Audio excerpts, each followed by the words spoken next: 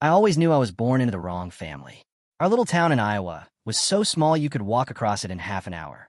Everyone knew each other by name, and gossip spread faster than the news in the local paper. In the mornings, the air smelled of fresh bread from Mrs. Collins' bakery, and in the evenings, the whole town gathered at the old gas station, where teenagers bought sodas and dreamed of another life. I dreamed too, louder than anyone else. But in our family, dreams were treated like an illness you were supposed to get rid of. There were two children in our family. Me, Emma, the eldest, and Lily, the youngest, the golden child, as everyone called her. Lily shone in everything. Perfect grades, sports trophies, the kind of smile Mom was proud of. She was the embodiment of perfection for our parents. And me, I just existed. Emma, help Lily with her project, Mom would say without even asking what I was doing. Emma, be nicer, look at your sister, Dad would add at dinner. Emma, you should learn from Lily. I heard this every single day. Sometimes it felt like my name only existed, so they could compare me to her. In the evenings, I would sit in my attic room and draw. With pencils left behind by a neighbor's girl who'd moved away. I drew houses, cities, people, everything my life didn't have. I knew paper would never judge me, unlike my parents. Once, when I was 7, I drew a huge, bright house with a porch, and there I was, standing with a stack of sketches in my hands, smiling. I ran downstairs and handed the drawing to Mom. Look, when I grow up, I'll be a designer. Mom looked at the paper and smiled the way adults do when a child says something naive. Sweetie, that's lovely, but let's be realistic. You could draw for yourself, but that's not a job. I frowned. Why not? Dad didn't even look up from his newspaper. In this town, nobody needs designers. Forget that nonsense and help Lily with her presentation. I clenched the paper so hard it almost tore. That was the first time I felt the burning emotion that would later become my fuel.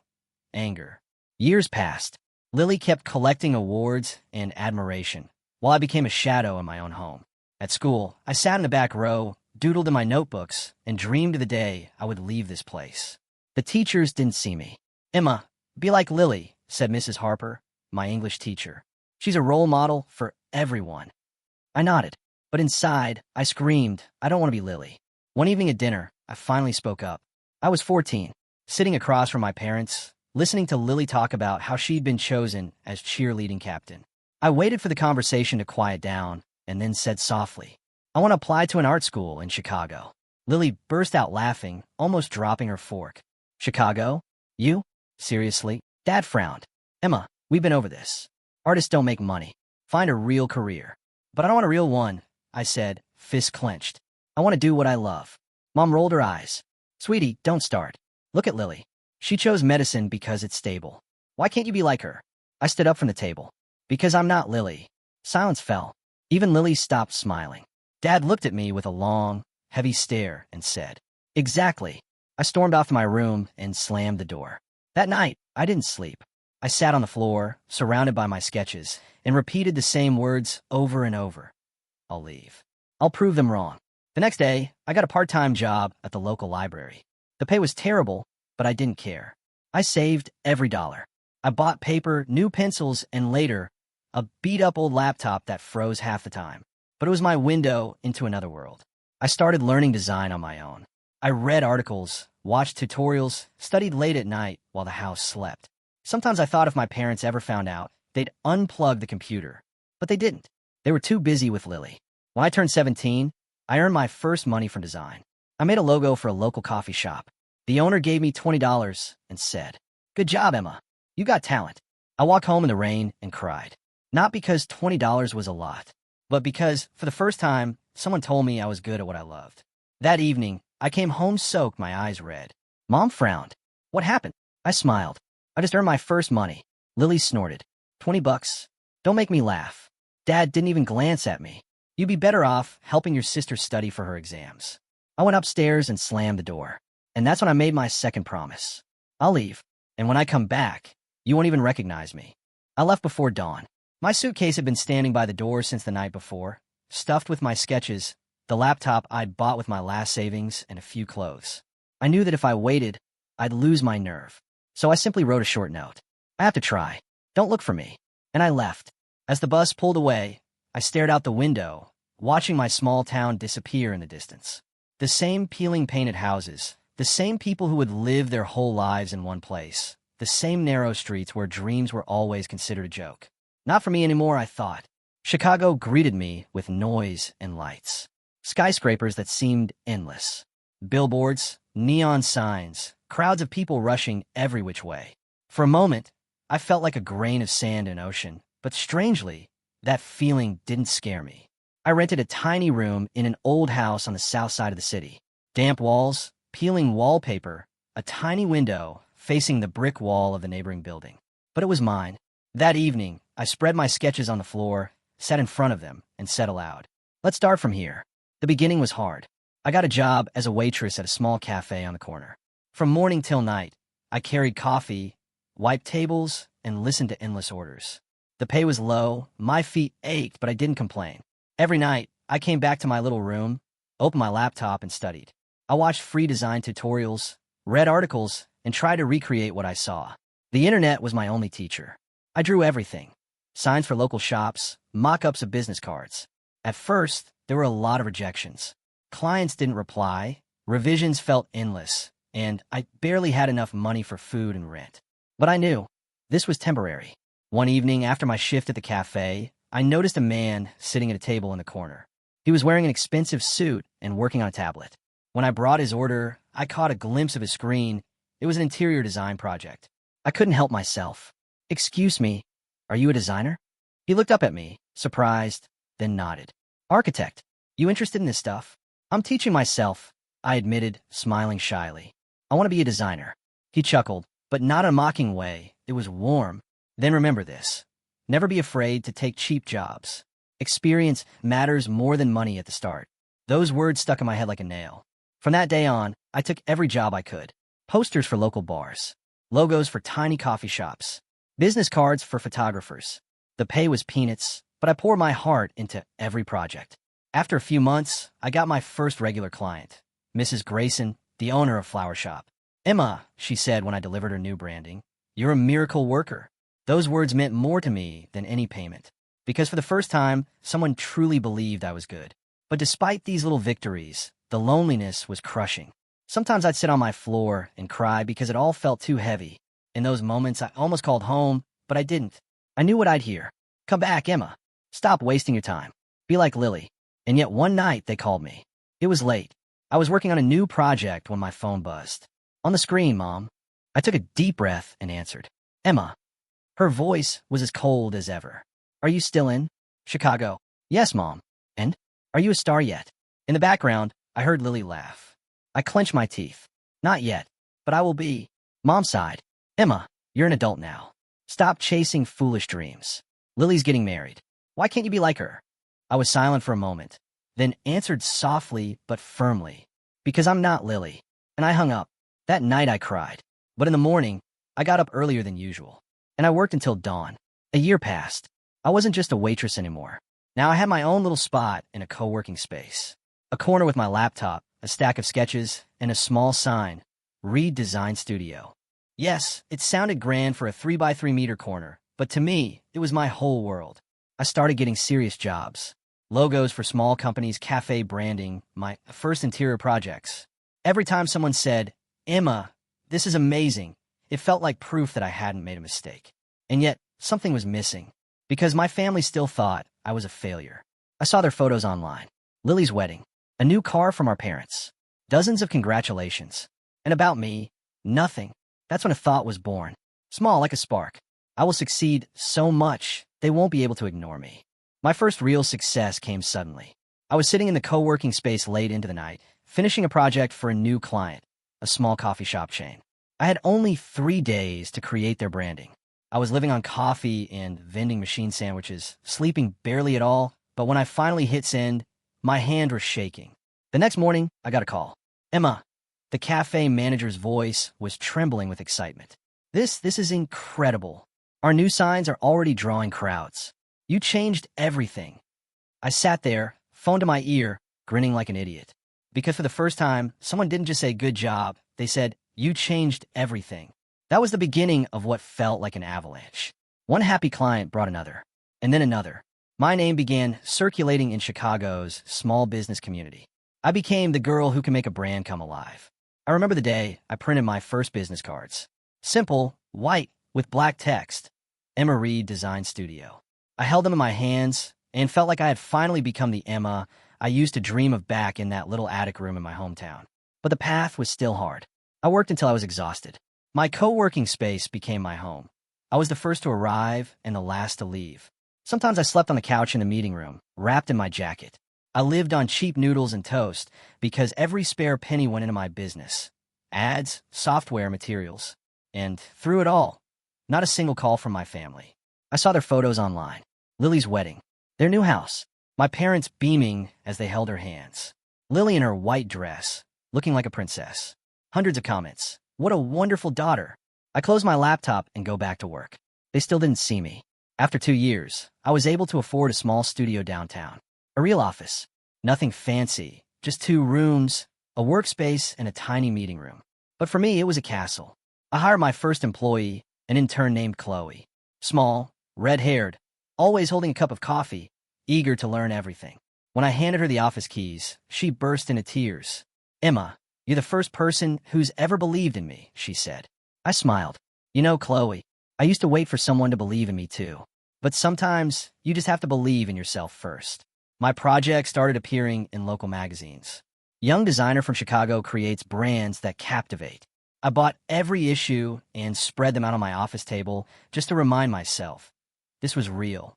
And then one day, after a particularly successful interview, I saw a message from Lily on my phone. "Saw you in some magazine. Cute, but it's still not a real job. Mom and Dad are right. You're just playing around." I stared at the screen and laughed, loudly enough that Chloe peeked in my office. "Everything okay?" "Yeah," I said. "It's just sometimes a shadow thinks it's still in the dark, but it's already standing in the sunlight." A few months later, I got a call from the owner of a major restaurant chain. "Emma," he said, "we want you to create our new brand." It was a contract worth more than I had ever dreamed of. We worked 3 months straight, no weekends off, me and my small team. And when the project launched, my phone blew up with calls and emails. People were talking about my work, not just in Chicago anymore. My studio was becoming known. I looked at it all and thought, where are you now, Mom? Where are you, Lily? That same week, I drove back home for the first time in 3 years. Our town hadn't changed much. Same houses, same people, same curious stares when I stepped out of my car. I walked into my parents' house. Mom raised her eyebrows in surprise. "Emma? You?" "Yes, Mom." Lily came down the stairs in an expensive dress and perfect hair. Well, the little designer came back. "Miss Home." I looked at her and smiled. "No, I just came to remind you, I'm not a shadow anymore." They exchanged glances but didn't understand. And that was even better, because I knew the surprise was still coming. That evening, sitting in my old room where everything was just as I'd left it, I pulled out an old drawing. The one of the house with the porch and me standing on it with a stack of sketches. I traced the faded paper with my finger and smiled. "Soon," I whispered. "Soon you'll see it all." I returned to Chicago a different person. For the first time in a long while, I didn't just feel confident. I was ready for something bigger. My office was no longer tiny. Chloe and I had moved into a spacious space with massive windows overlooking the city. Sunlight flooded the room, and sometimes I just stand there looking down at the streets, thinking, I did it. But this wasn't the end. The day everything changed, I was at my desk surrounded by sketches when an email came in. It looked like any other. "Hello, we're looking for a team for a new project." But the signature at the bottom made me freeze. Harrington Group. This company owned a chain of luxury hotels across the country. A contract with them didn't just mean money. It meant recognition. If I took this on, my business would stop being a small local studio and become known nationwide. "Chloe," I called out so loudly she nearly dropped her coffee cup. "What happened?" I showed her the email. She read it, and her jaw practically hit the floor. Emma, this is insane." I just nodded. "Yes, and we're doing it." The meeting with Harrington's representatives took place in their headquarters. High ceilings, glass walls, sharp suits. Inside, I was tense, but on the outside, I stayed calm. Miss Reed, one of their managers, said, "We're looking for someone who won't just make a brand. We need an atmosphere, an idea, a story." I opened my laptop, showed them my presentation, and said, "I don't just design. I create a feeling. Your clients shouldn't see a sign. They should feel like they're already inside." When I finished, silence filled the room. Then, slowly, someone started clapping. The contract was signed that same day. Working on that project was both heaven and hell. My team, Now 5 people basically live in the office. Endless coffee, sleepless nights, arguments until we were hoarse. But every detail became a masterpiece. We built the new Harrington style from scratch, from the logo to the hotel lobby designs. Emma, this is insane, Chloe laughed, watching me sketch a new menu concept at 4 a.m. Chloe, I replied without looking up, this isn't insane. This is the story that will change everything. When the project was finally ready, we presented it. In a room sat Harrington's top executives. I stood in front of them, explaining every stroke, every color, every decision. When I finished, the silence lasted only a few seconds before the room erupted in applause. This is a revolution, Harrington's CEO said. Welcome to the future of our brand, Emma. In that moment, I realized my name would never be unknown again. A month later, the first Harrington hotels with our branding opened in New York and Los Angeles. Social media exploded with praise. Magazines wrote about me. Young Chicago designer reshapes the hospitality industry. And then it happened, the moment I'd been waiting for years. Mom called me. Emma. Her voice sounded strangely hesitant. We saw you on TV. I smirked. Really? Well, at least now you know I'm not just playing make-believe. In the background, I heard Lily's voice. Mom, don't exaggerate. It's just an ad. I paused for a second, then quietly replied. Keep your eyes open, Lily.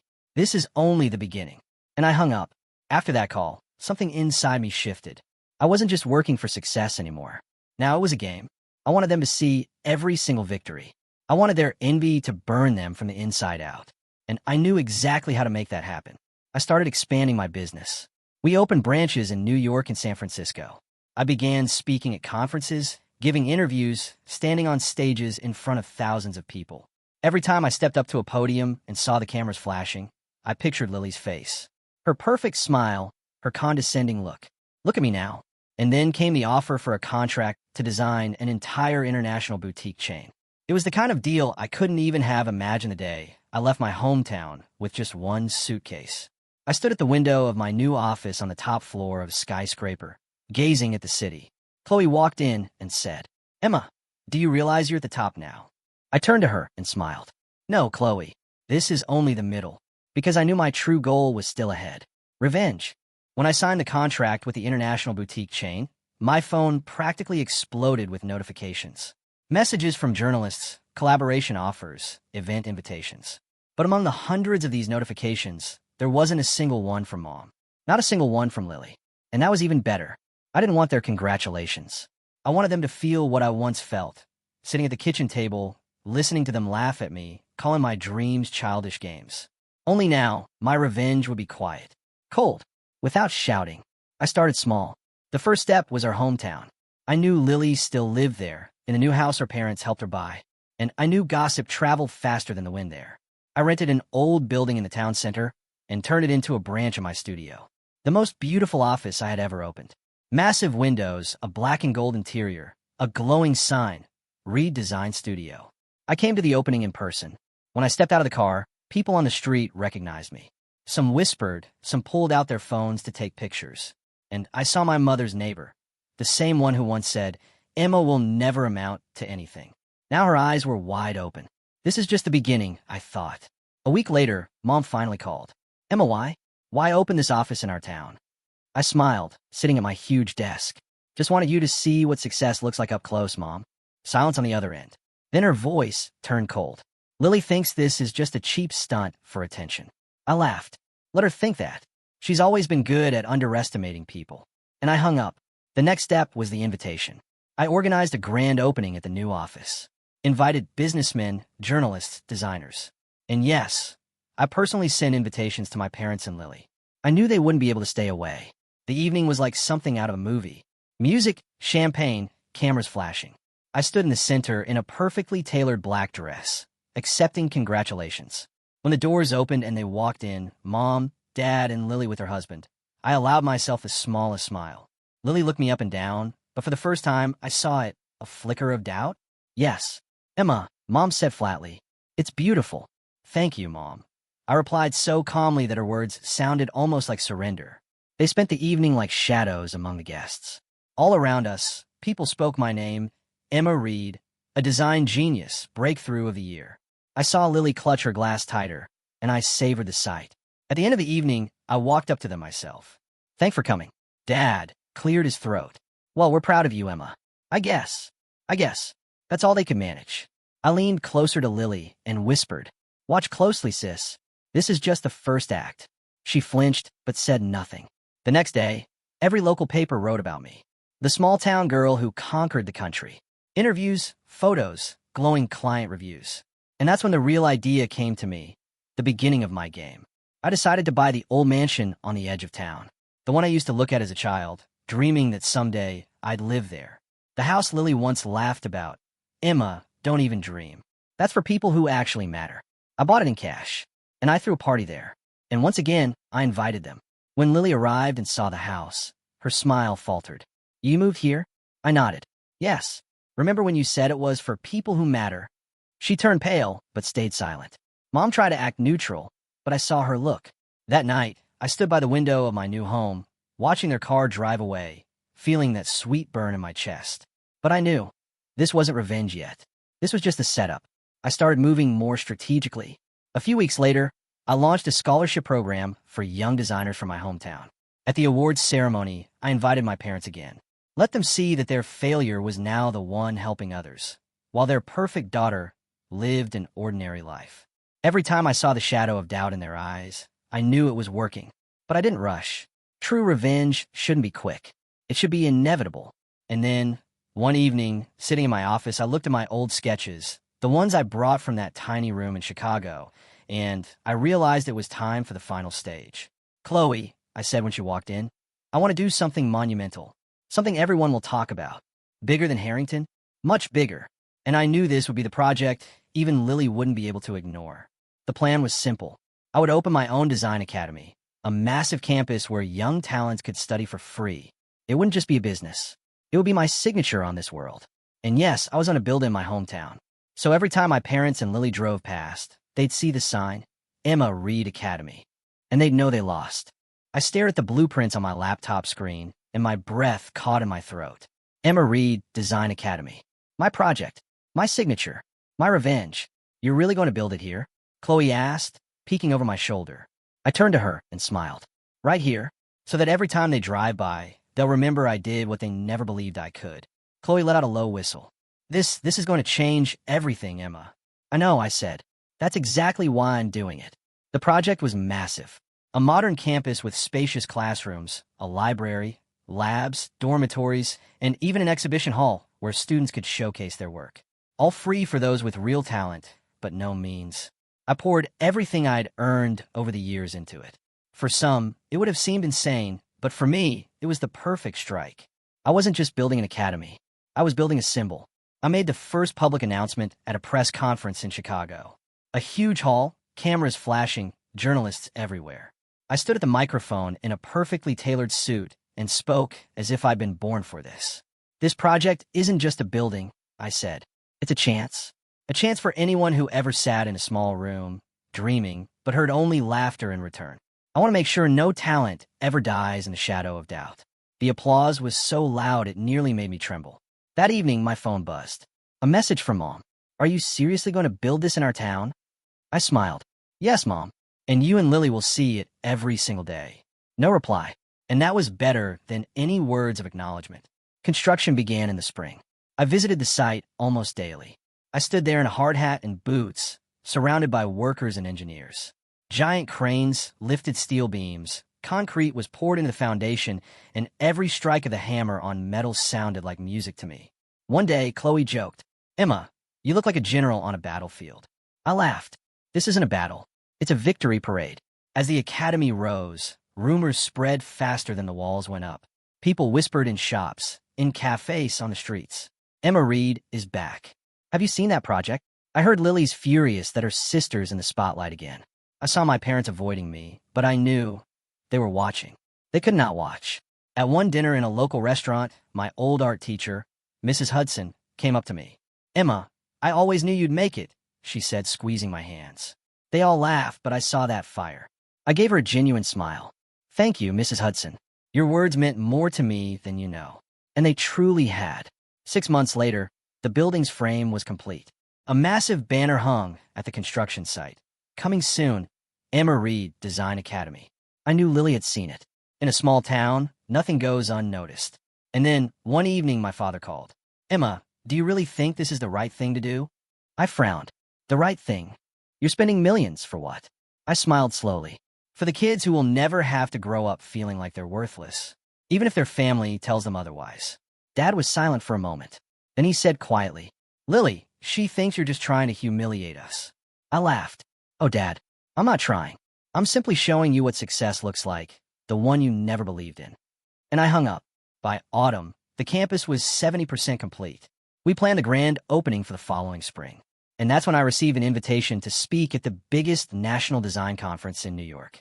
I stood on stage before thousands of people, presenting my academy project.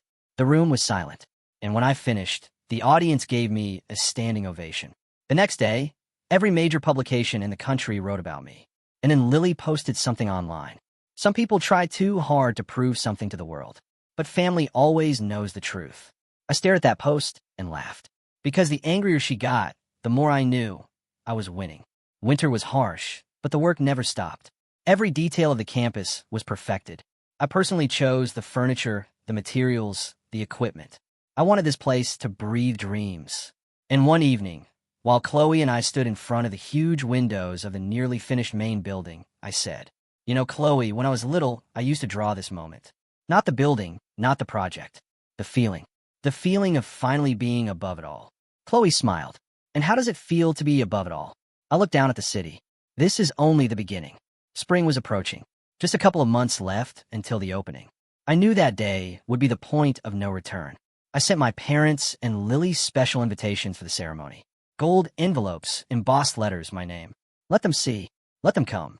Let them watch as the one they never believed in erases their last illusion of superiority. I didn't want their love. I wanted their silence. The silence in which they'd finally admit I'd won. And that evening, when I left the office, the streets of my hometown were lit up by a new sign. Emma Reed Academy. Opening soon. I smiled. Revenge was almost ready. Spring came faster than I expected. Every morning, I drove to the academy and watched as the final touches transformed the building into a symbol of my victory.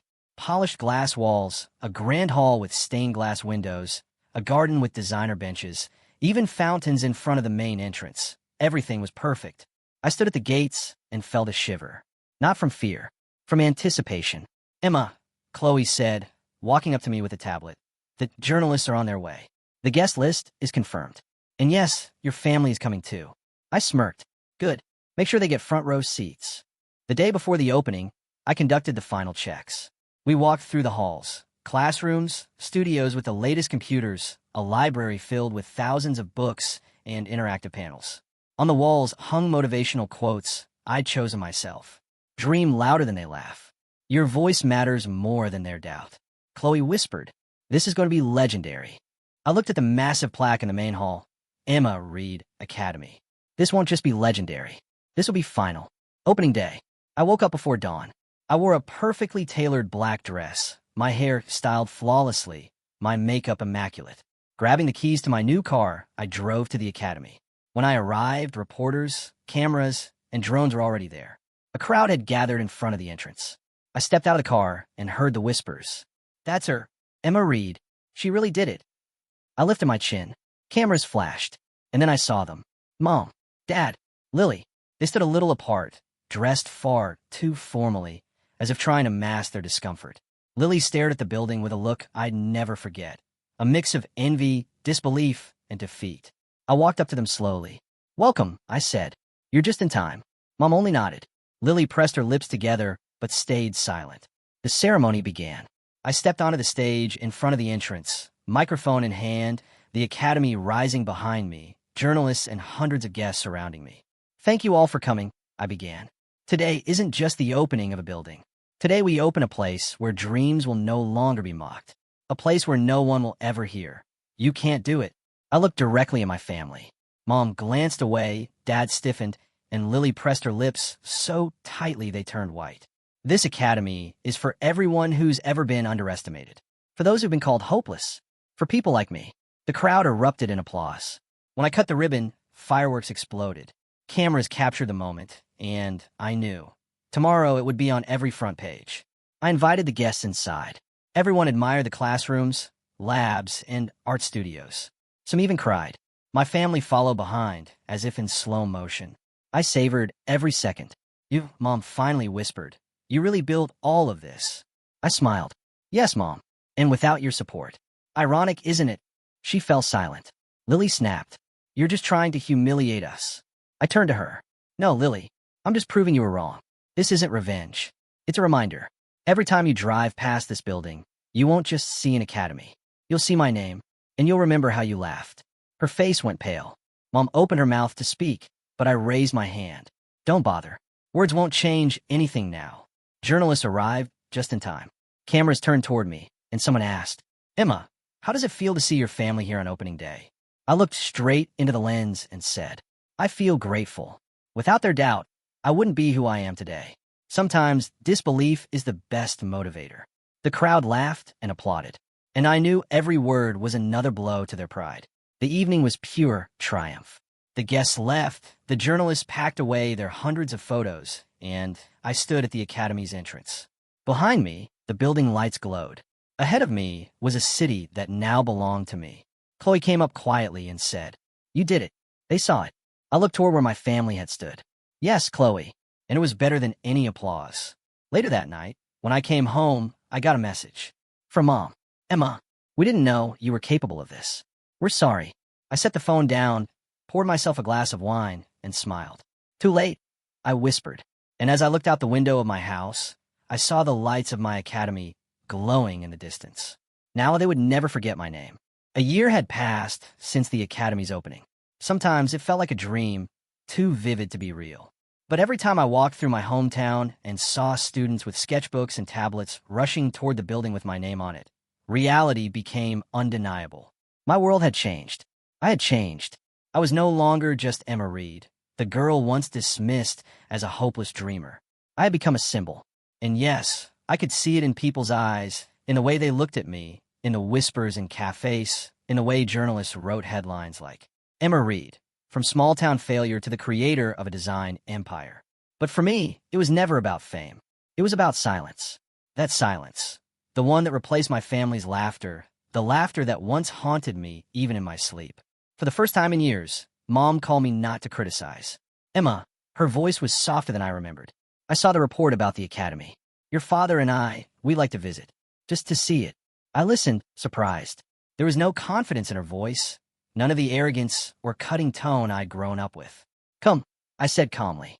"The academy's doors are open to everyone." When they arrived, I met them at the entrance. Mom looked uncertain, Dad was silent, and Lily, surprisingly, didn't even come. We walked through the halls. I showed them everything: the classrooms, the studios, the library, the exhibition hall. They barely spoke. They just looked. And the further we went, the clearer it became. This wasn't just a building. It was a world I had built without them. When the tour ended, Mom exhaled. I don't know what to say." I smiled. "You don't need to say anything. Just remember this day, Mom."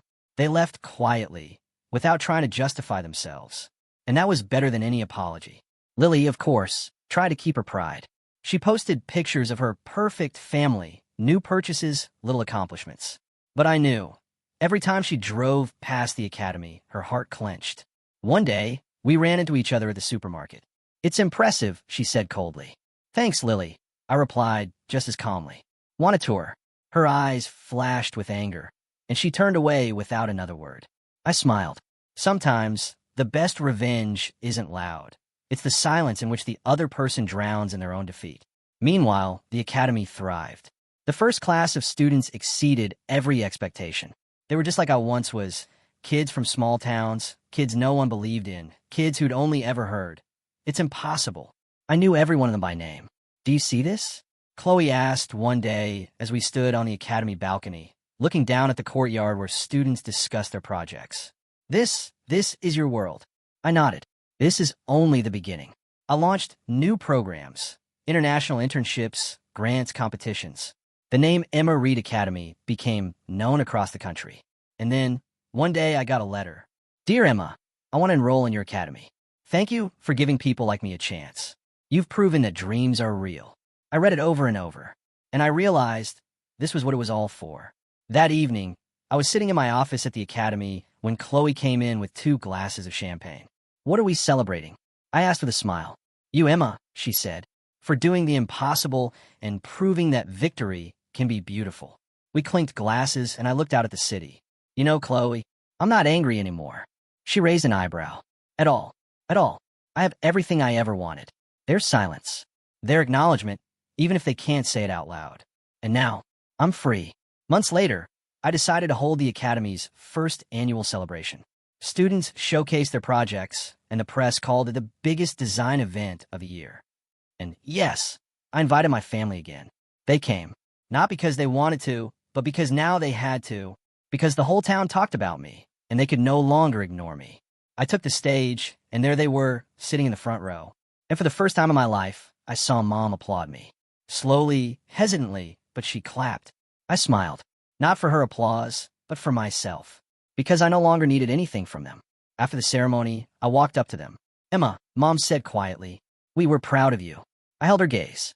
"Thanks, Mom." But I knew those words no longer mattered. My victory wasn't in their recognition. My victory was in the fact that I didn't need it anymore. Later, sitting in my house overlooking the city, I opened my laptop and looked at the first photos of the Academy. I thought of that little girl in a small town, sketching dresses in an old notebook while her family laughed at the kitchen table. And I smiled at her. "We did it," I whispered. That little girl inside me was finally at peace. Revenge? Yes, it was revenge. But it wasn't cruel. It was quiet, elegant, and flawless. I didn't destroy them.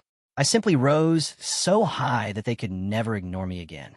And now, every time I walk past the Academy and see the students, I know this isn't just the story of my victory. It's proof that even when the whole world is against you, you can rise. And their silence has become the loudest applause I've ever heard.